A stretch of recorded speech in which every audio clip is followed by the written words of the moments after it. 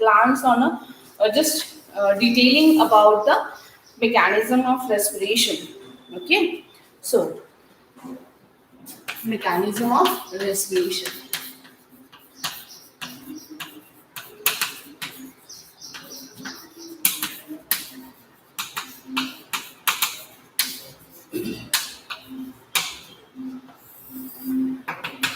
So related with the mechanism of respiration, it involves the processes like breathing. Okay, first one is the breathing or ventilation. Okay, the second one is the external respiration.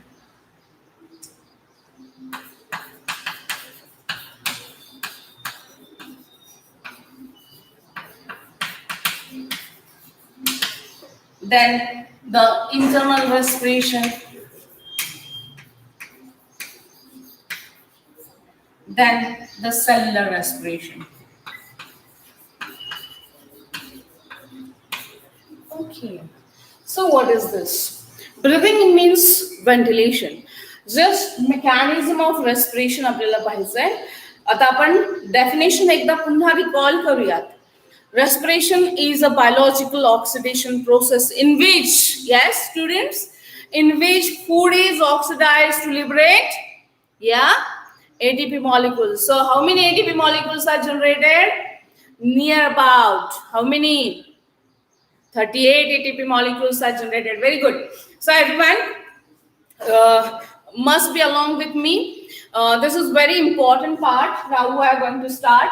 So breathing means gaseous exchange, just taking in and out is the breathing. Then the external respiration, it is also called as alveolar level.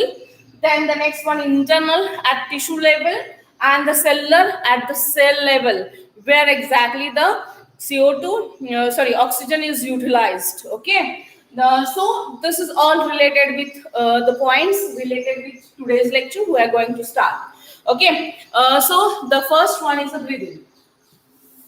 The breathing involves two processes: inspiration and expiration. Okay, or it is also called inhalation and exhalation. Okay. Inspiration, it involves, breathing involves two processes. The first one is the inspiration, or it is also called as inhalation.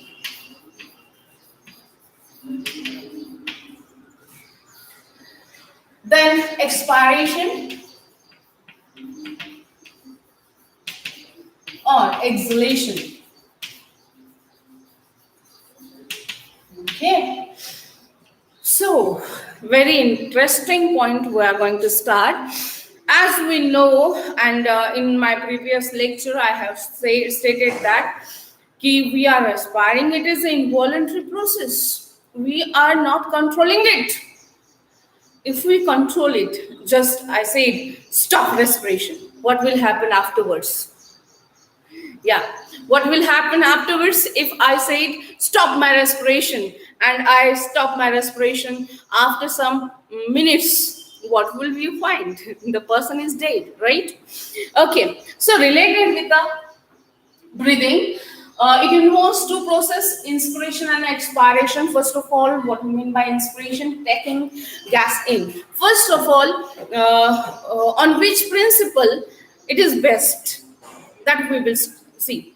Okay, so it depends on as you know, the movement of gas particle moves from higher concentration to its lower concentration.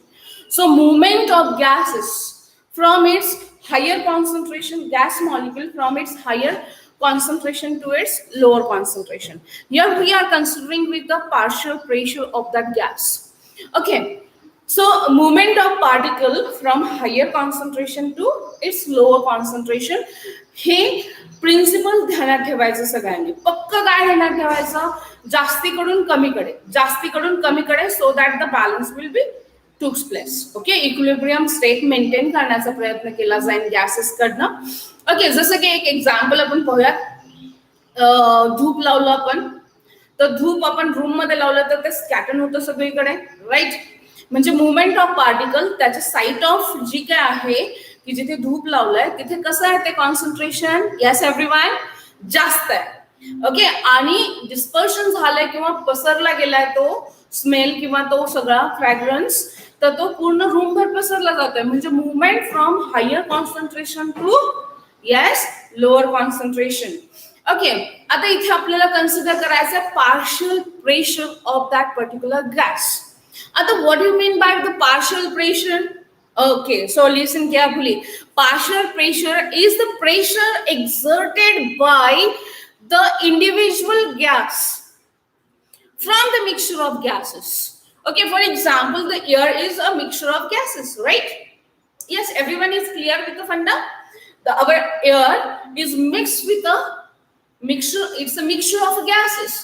From that, we are not sorting की मला ऑक्सिजनच घ्यायचा आहे आणि मी फक्त ऑक्सिजनच घेईन, नाही. When I inhale air, during that inhalation I'm taking mixture of gases. Okay, and from that I required only oxygen. Okay, I required the oxygen. So the pressure exerted by that individual gas from the mixture, okay, mixture of gases, it is called as a partial pressure. So everyone is clear? The movement of particles, gaseous particles from its, yes, from its higher concentration to its lower concentration होणार आहे, right? हे clear ध्यानात ठेवायचंय. मग त्यामुळे जिथे जास्त असेल कॉन्सन्ट्रेशन त्या पर्टिक्युलर गॅसचं, तिकडून कमीकडे जाणार आणि जिथे जास्त असेल त्या बाजूने कमीकडे. यानुसार काय होणार, व्हाईस वर्सा ते ट्रान्समिशन केलं जाणार आहे. तर आता इनहेलेशन प्रोसेस आणि एक्सहेलेशन प्रोसेस. आता नीट लक्षात घ्यायचं की इन्स्पिरेशन किंवा इनहेलेशन जी काही प्रोसेस होणार आहे that is a active process. हिला काय म्हटलं जातं, ऍक्टिव्ह प्रोसेस. वाईल एक्सहेलेशन जी काय आहे ती पॅसिव्ह प्रोसेस आहे. आता गाईस नीट लक्षात घ्या की ऍक्टिव्ह प्रोसेस म्हणजे काय आणि पॅसिव्ह प्रोसेस म्हणजे काय. ऍक्टिव्ह याने की there is a need of energy. Okay, तिथे कसली गरज आहे, एनर्जीची गरज आहे. ओके, त्या प्रोसेसला होण्यासाठी एनर्जीची गरज आहे. As well as there is also need of muscles. आणि त्याच्यासाठी काय की बॉडीतील जे काही म्हणजे ऍक्टिव्ह प्रोसेस असून तिथे अजून काय युटिलाइज केले जाणार आहे, मसल्स युटिलाइज केले जाणार. क्लिअर झालं? तर इन्स्पिरेशन करताना काय होणार आहे की आपल्याला एनर्जी स्पेंड करावी लागेल. We have to spend energy. Okay, यामध्ये आपल्याला एनर्जी स्पेंड करावी लागेल. मात्र पॅसिव्ह प्रोसेस मध्ये ते नाही होत. ओके, क्लिअर झालं सगळ्यांना? Everyone is clear? ओके, जाऊयात पुढे. ओके, सो आता याच्यामध्ये काय, आता आपण ब्रीदिंग प्रोसेस किंवा एक्झॅक्टली ब्रीदिंग प्रोसेस साठी काय काय वापरलं जाणार आहे, आपलं विच पार्ट्स जे काय आहेत ते वापरले कोणते जातील ते पाहून घेऊयात. तर यामध्ये बेसिकली जे काय वापरलं जाणार आहे ते म्हटलं तर इनहेलेशन अँड एक्सहेलेशन मध्ये आपले रिब केज जो काय आहे त्याची मुवमेंट होणार आहे. म्हणजे याच्यामध्ये मुवमेंट कसली कसली होणार आहे, त्या स्पेशली रिब केजची मुवमेंट होणार आहे. ओके, आपला रिब केज जो काय आहे तो मूव्ह होणार आहे. त्याच्या मुवमेंटसाठी आता रिब केज मध्ये असलेले जे काय मसल्स आहेत तर ते दोन प्रकारचे मसल्स असतात. इंटरनल इंटरकोस्टल मसल,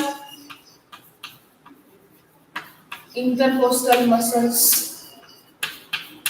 आणि दुसरं जे काय आहे ते काय असेल, एक्सटर्नल इंटरकोस्टल मसल्स.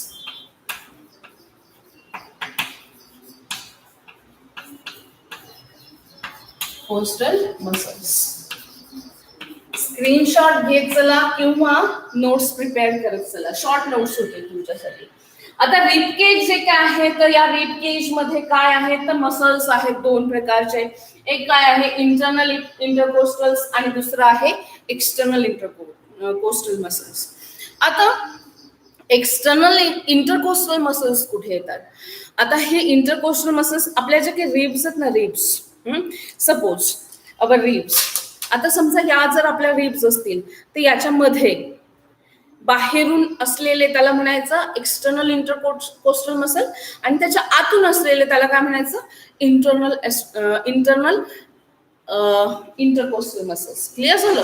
म्हणजे कोस्टल मसल्स जे काय आहेत ते आतल्या बाजूने असतील त्याला इंटरनल कोस्टल मसल म्हणायचं, आणि जे बाहेरच्या बाजूने असतील त्याला काय म्हणायचं? Yes, external intercostal muscles. Clear?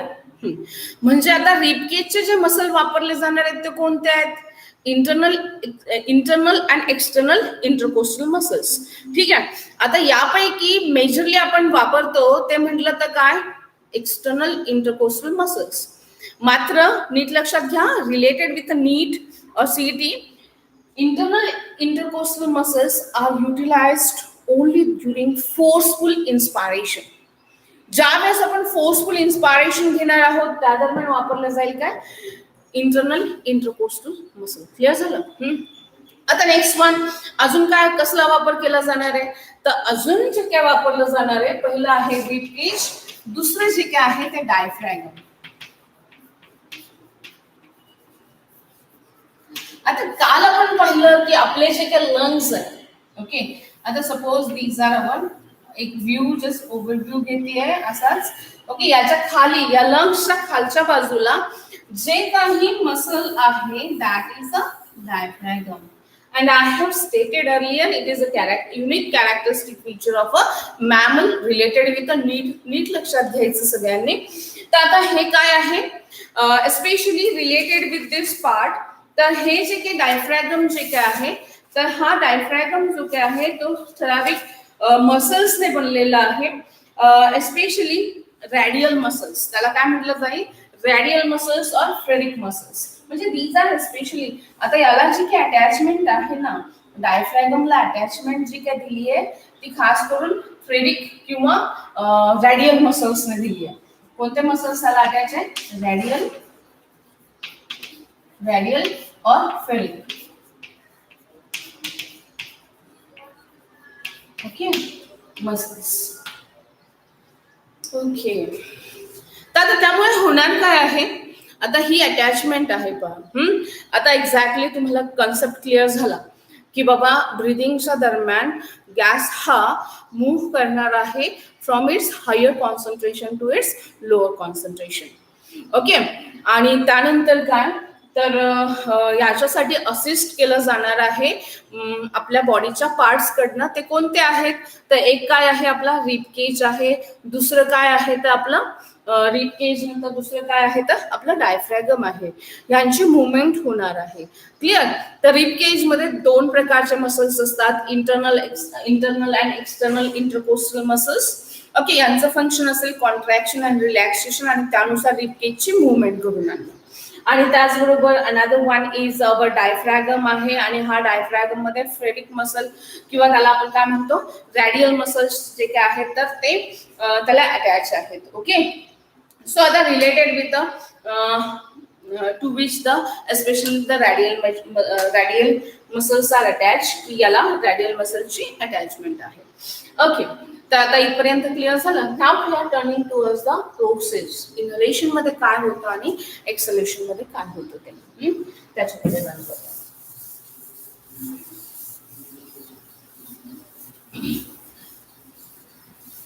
So during inhalation, breathing मध्ये पहिली पार्ट पाहूया, इनहेलेशन. फर्स्ट वन,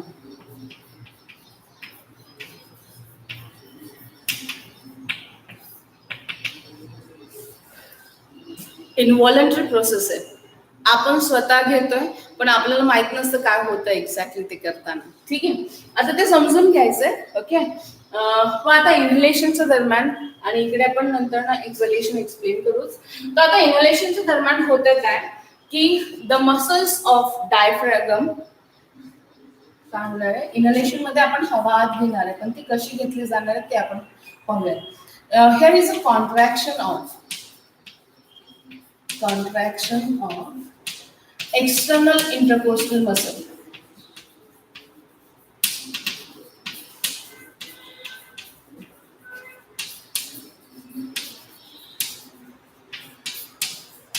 इथे काय होणार आहे, contraction of external intercostal muscle होणार आहे.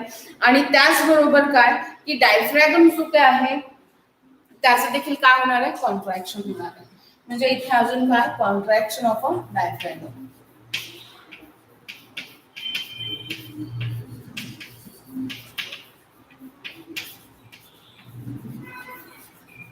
म्हणजे दोघांचं पण इथे काय झालं, यू विल रिकग्नाइज की इथे काय झालं, कॉन्ट्रॅक्शन झालं.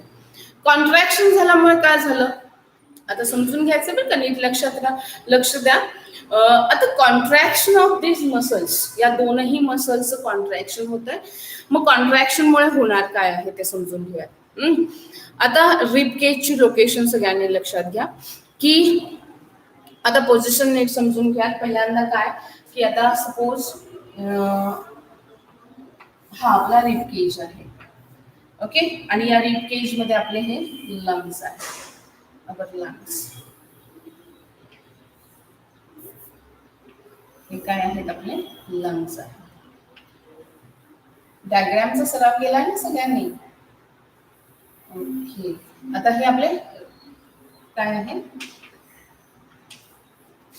Lungs, clear. आफ्टरवर्ड्स आता याच्या खाली काय आहे, तर याला इथे काय कसली अटॅचमेंट आहे, हा डायफ्रॅगम आहे. आपला डायफ्रॅगम कसा असतो, तर डोम शेप असतो. कसा असतो, डोम शेप. ज्यावेळेस तो रिलॅक्स असतो ना त्यावेळेस तो काय असतो, डोम शेप असतो, ओके. आणि त्याला अटॅचमेंट कसली असते, तर या रॅडियल मसल्स किंवा फेरिक मसल्सची अटॅचमेंट असते. यानुसार ते अटॅच असतात आपल्या बॅकबोनच्या बाजूला, ओके. तर ही अटॅचमेंट फेरिक मसलची असेल. आता हे झालं थोरॅसिक केज. हा काय कम्प्लिटली आपला काय झाला, थोरॅसिक केज झाला. आता इनहलेशनच्या दरम्यान होणार काय आहे, तर एस्पेशली ड्युरिंग इनहलेशनच्या दरम्यान एअर जी काय आहे ती आपण काय करणार आहोत, आतमध्ये घेणार आहोत. एअरला आपण काय घेणार आहोत, आत, ओके. आत घेण्यासाठी आपल्या लंग्सला काय पाहिजे, एक्सपान्शन साठी काय पाहिजे, जागा पाहिजे. आणि त्यासाठी आपला थोरॅसिक केज फ्री होणं गरजेचं आहे. Yes or no, okay. म्हणजे आता तो चारही बाजूने काय झाला पाहिजे, एक्सपांड झाला पाहिजे, मोठा झाला पाहिजे.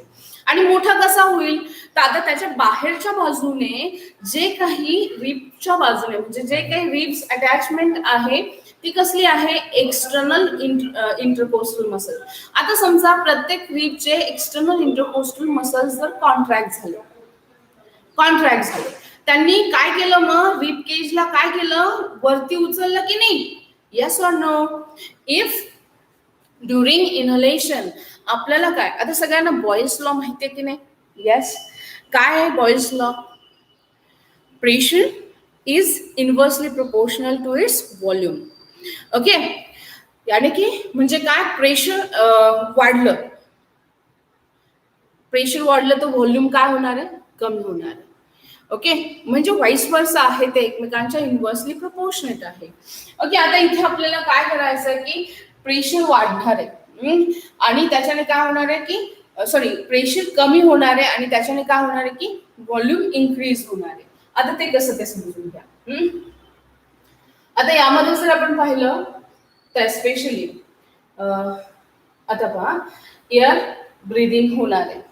ब्रीदिंग होते वेळी त्या दरम्यान एक्सपान्शन साठी जागा पाहिजे, लंग्सच्या एक्सपान्शन साठी जागा पाहिजे. त्यासाठी होणार काय की या रिब्सच्या मध्ये असलेले हे जे काही इंटरकोस्टल मसल्स असतील, समजा हे रिब्स आहेत आणि या रिब्सच्या मध्ये असलेले हे इंटरकोस्टल मसल्स काय झाले, कॉन्ट्रॅक्ट झाले. त्यामुळे काय झाला, हा रिब केज जो काय आहे तो अपवर्ड डायरेक्शनला काय झाला, मूव्ह झाला. It moves forward, then upward. Experience. Okay. Yes. You have to experience of your own. करा बरं स्वतःचं. Yes, everyone. केलं का? काय झालं, रिब केज हा एक्सपिरियन्स करा, पुढे आणि वरती ढकलला गेला, बरोबर.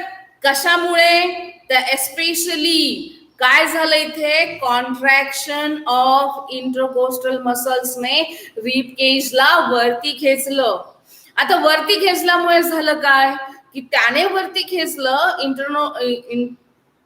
इंटरकोस्टल मसल्सने, एक्सटर्नल इंटरकोस्टल मसल्सने त्याला वरती खेचलं. म्हटल्यावरती काय झाला, आपला रिबकेज पुढे आणि वरच्या बाजूने ढकलला गेला. मग त्यामुळे काय झाली, बरीचशी जागा अवेलेबल झाली. कशासाठी, लंग्सच्या एक्सपान्शनसाठी. आता दुसरी बाब काय झाली की at the same time contraction of this dome shape diaphragm झालं. ओके, आता याचं कॉन्ट्रॅक्शन जर झालं तर काय होणार आहे की हा जो काही डोम शेप डायफ्रॅगम जो काही आहे तो काय होणार आहे, खाली ढकलला जाणार आहे. येस, तो कॉन्ट्रॅक्ट होऊन कसा होईल, डायफ्रॅगम जर कॉन्ट्रॅक्ट झाला तर तो असा सरळ होणार आहे. ओके, तो जर सरळ झाला तर तुमच्या लक्षात येत आहे की एवढी जी काही जागा आहे ती खालच्या बाजूने अवेलेबल होतीये. Okay, it get available from downward side. Okay, खालच्या बाजूने स्पेस अवेलेबल झाली. बरोबर. आता ही जी काही स्पेस अवेलेबल झाली, ही स्पेस कशासाठी वापरली जाणार आहे, it is use for lungs expansion. कशासाठी वापरली जाणार आहे, मग ही लंग्सच्या एक्सपान्शन साठी वापरली जाईल. म्हणजे चारी बाजूने काय झालं की खालच्या बाजूने हा जो काही डोम होता, आपला जो काही डोम शेप डायफ्रॅगम होता, तो डायफ्रॅगम कसा झाला, that dome shape diaphragm become flat. तो फ्लॅट झाला. तो फ्लॅट झाल्यामुळे काय झालं की बरीचशी जागा अवेलेबल झाली. कशासाठी, लंग्सला खालच्या बाजूने एक्सपांड होण्यासाठी. आता लंग्स काय एक्सपांड होताना फक्त खालच्या बाजूने एक्सपांड होतील का, नाही, तर ते चारी बाजूने होणार आहे. आणि चारी बाजूने होण्यासाठी काय झालं इथे, yes everyone, internal external intercostal muscles get contracted. ते काय झाले, कॉन्ट्रॅक्ट झाले आणि त्यामुळे काय झालं की आपला रिबकेज हा वरती ढकलला गेलाय, पुढे आणि वरती ढकलला गेलाय. And the area get available for the lungs expansion. त्यामुळे काय झालं, लंग्सच्या एक्सपान्शन साठी काय अवेलेबल झाली आहे, जागा अवेलेबल झाली. Everyone is clear with the फंडा. ओके, आता याच्यामध्ये लंग्सच्या एक्सपान्शन साठी काय झाली की जागा अवेलेबल झाली आणि त्यामुळे एअर इज ब्रीथ इन. त्यामुळे हवा काय झाली की आतमध्ये खेचली गेली. ओके, आता याच्यामध्ये पण नीट लक्षात घ्या की पार्शियल प्रेशर ऍटमॉस्फेरिक एअरचे किती असतं, 760 mm of Hg. ओके, आणि तसं आतलं पण जे काही ऍटमॉस्फेरिक प्रेशर आहे ते इक्वल असणं गरजेचं आहे की नाही, म्हणजे 760 mm of Hg असणं गरजेचं आहे. पण आता मुवमेंट होताना तर हे इंटरनल साइडला प्रेशर किती असेल, 758 mm of Hg, किंवा in some books they have mention 759 also mm of Hg. आणि त्यामुळे मुवमेंट ऑफ पार्टिकल कुठून कुठे होणार आहे, from higher to its lower concentration. Clear झालं का सगळ्यांना? येस, इनहेलेशन प्रोसेस लक्षात आली. मग आता इनहेलेशनच्या दरम्यान झालं काय, तर ते इव्हेंट्स आपण नीट लक्षात घेऊया. Both the muscles during inhalation, both the muscles undergoes काय, कॉन्ट्रॅक्शन मध्ये गेलेत. दोनही मसल्स म्हणजे external intercostal muscles and the muscles of diaphragm undergoes contraction. Okay, intercostal मसल्सच्या कॉन्ट्रॅक्शन मुळे काय झालंय की रिबकेज जो काय आहे, रिबकेज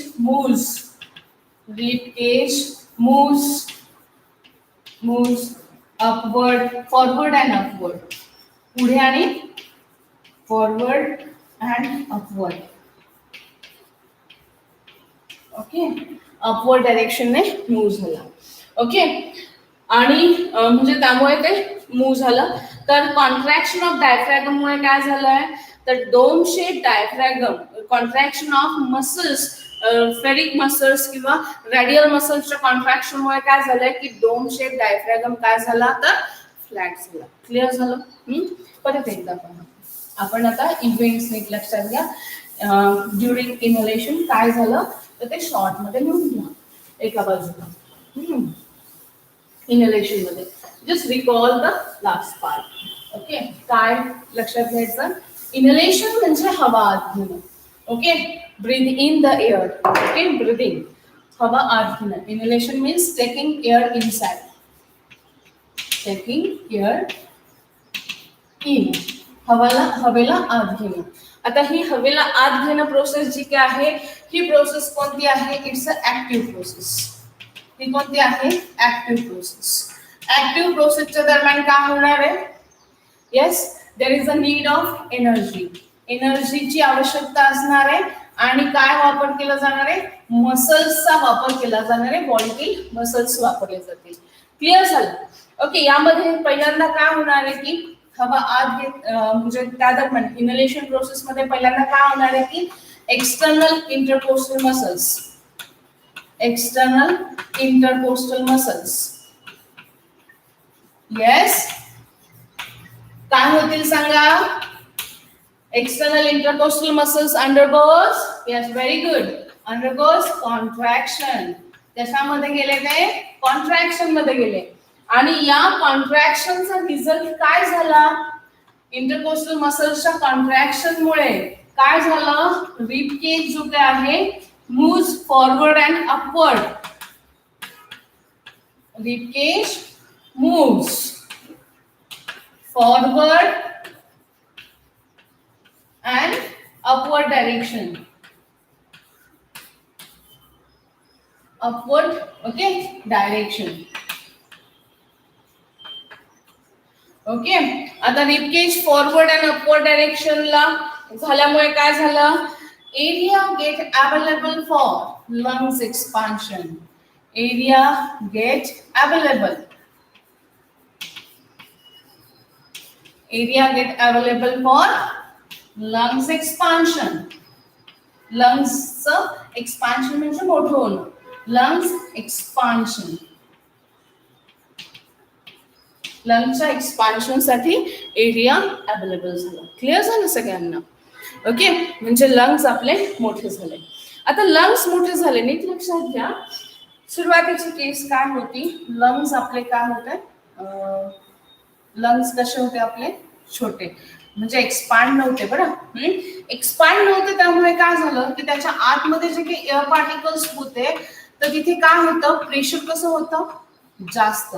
प्रेशर कसं होतं? जास्त. आणि व्हॉल्यूम कसं होतं तेव्हा? लंग्सचं व्हॉल्यूम कसं होतं? कमी. बरोबर. मात्र ज्या वेळेस काय झालं की आपण काय केलं की लंग्सचं एक्सपान्शन झालं, म्हणजे लंग्स पूर्वीच्या स्थितीपेक्षा काय झालं की आपले पूर्वीपेक्षा काय झाले? ते बऱ्यापैकी मोठे झाले, एक्सपांड झाले. आणि ते एक्सपांड झाल्यामुळे काय झालं?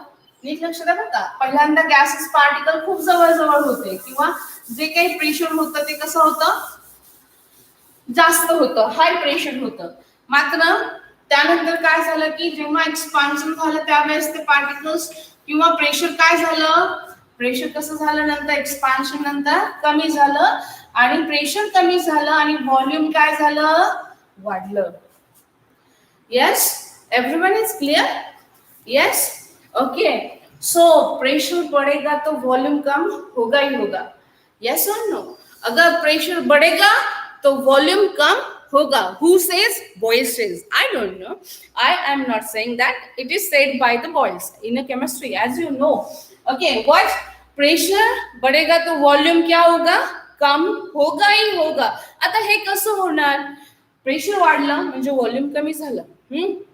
आता बघा, एखादी बॅग भरताना आपल्याला भाजी किंवा तत्सम काही ग्रोसरीज भरायची आहे त्याच्यामध्ये आणि जागा नाहीये, आपण काय करतो? We are exerting pressure. Pressure वाढलं काय होणार? प्रेशर वाढलं की ते जे काय आहे, प्रेशर वाढलं की त्याच्यामध्ये एस्पेशली प्रेशर वाढलं की आपण तिथे जागा तयार करतोच आहे. मग आता लक्षात आलं? प्रेशर कमी झालं तर व्हॉल्यूम वाढतं. ओके, तर लक्षात आलं सगळ्यांच्या? So related with the Boyle's law सगळ्यांना तो रिकॉल असेल. Pressure is inversely proportional to it the volume. जर प्रेशर वाढलं तर व्हॉल्यूम काय होणार आहे? कमी होणार आहे. ओके, प्रेशर वाढलं तर व्हॉल्यूम कमी होणार आहे. ओके, मगाशी सांगितलं ते किंवा असणार आहे, मगाशी पाहिलं आपण. आणि जर प्रेशर कमी झालं तर व्हॉल्यूम काय झालेलं आहे? इथे वाढलेलं आहे. लक्षात आलं सगळ्यांच्या? तर आता हा फंडा मात्र बॉइल्स लॉचा फंडा आपल्याला लक्षात ठेवायचा आहे. आणि गॅसेस डिफ्युजन फ्रॉम जे काही होत आहे तर ते कुठून कुठे होत आहे, from its higher concentration to its lower concentration होत आहे. आता मी पुन्हा एकदा लक्षात आलंय का सगळ्यांच्या? जाऊयात का पुढे?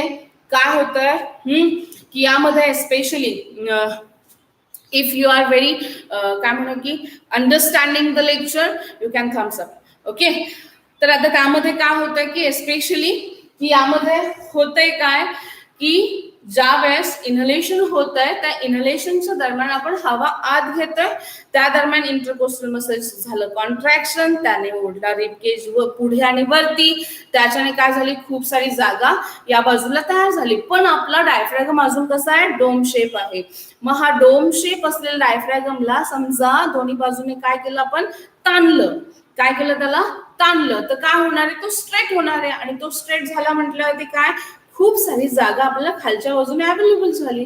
ही जी काही जागा आहे ती आपण कशासाठी वापरली, लंग्सच्या एक्सपान्शन साठी अँड एअर इज इन. मग यामध्ये काय होत आहे की इथे काय झालं, मग या सगळ्या प्रोसेसचा ओव्हरफ्लो किंवा अंतिम एंड काय झालं, एअर जी काय आहे ती आतल्या बाजूला आली, एअर इन. ओके, तर हे झालं इन अ शॉर्ट कशाबद्दलचं, इनहेलेशन प्रोसेसच्या संदर्भात.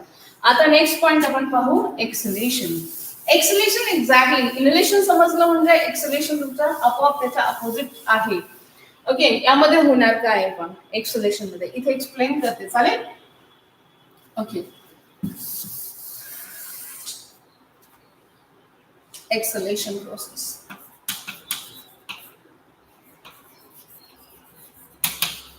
किंवा एक्सपायरेशन. इनहेलेशन और सॉरी एक्सलेशन किंवा एक्सपायरेशन प्रोसेस, की याच्यामध्ये आपण काय घेणार आहोत, काय करणार आहोत, एअरला काय करणार आहोत, लेटिंग आउट. ओके, एअरला काय करणार आहोत, बाहेर काढणार आहोत. ओके, एअरला बाहेर काढायचं म्हटल्यावरती काय केलं पाहिजे, त्या एअर पार्टिकल्स वरती काय केलं पाहिजे, कॉन्ट्रॅक्ट केलं पाहिजे. ओके, म्हणजे कॉन्ट्रॅक्शन एस्पेशली लंग्सने असं प्रेशर एक्झर्ट केलं पाहिजे की जेणेकरून हवा काय होईल, बाहेर जाईल. ओके, मग आता इथे लंग्सचं एक्सपान्शन झालं होतं, आता लंग्सला काय करायचंय, कॉन्ट्रॅक्ट व्हायचंय. आता त्यासाठी किंवा लंग्स कडे चारी बाजूने प्रेशर एक्झर्ट करायचंय. आता लंग्स कडे चारी बाजूने प्रेशर एक्झर्ट करण्यासाठी पहिल्यांदा काय होणार आहे, आपले एक्सटर्नल इंटरकोस्टल मसल्स,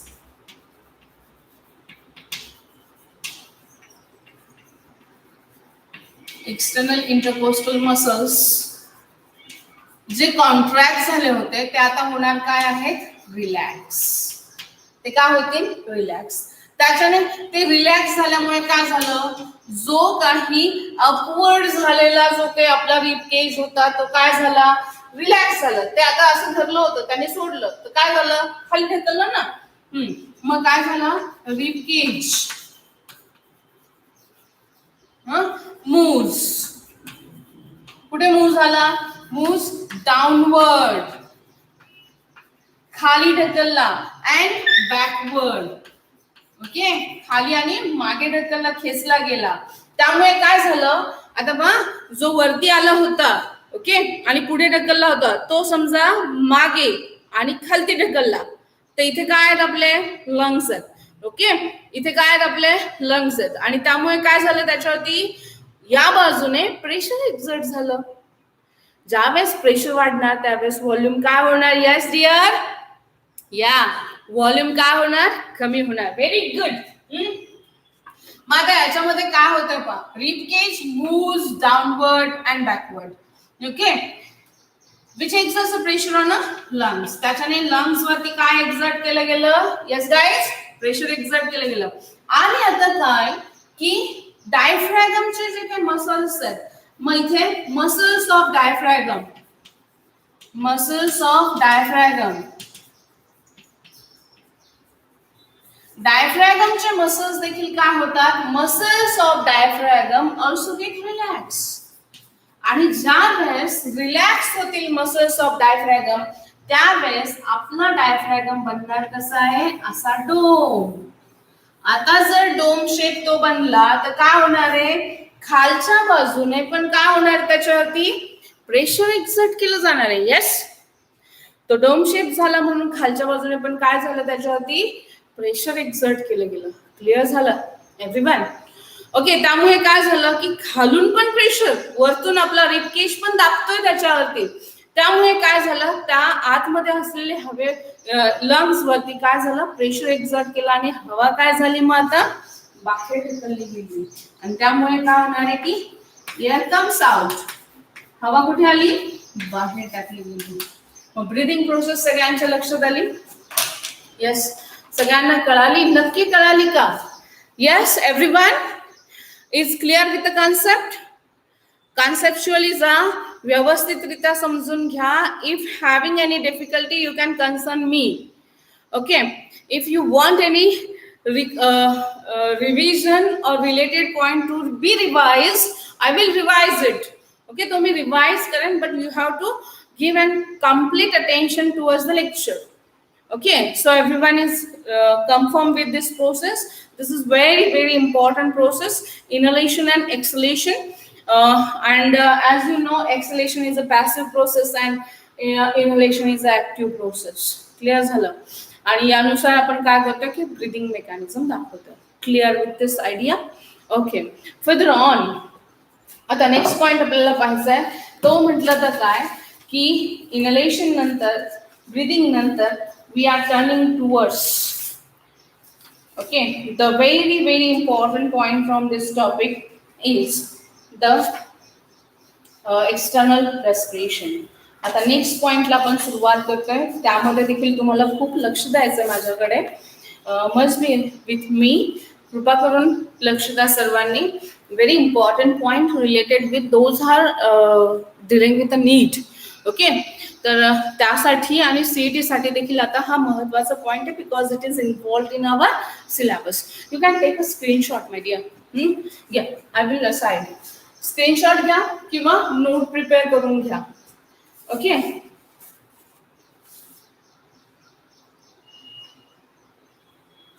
व्यवस्थितरित्या लिहून घ्या, म्हणजे तो तुम्हाला लक्षात राहील इन अ ग्लान्स तुमच्या.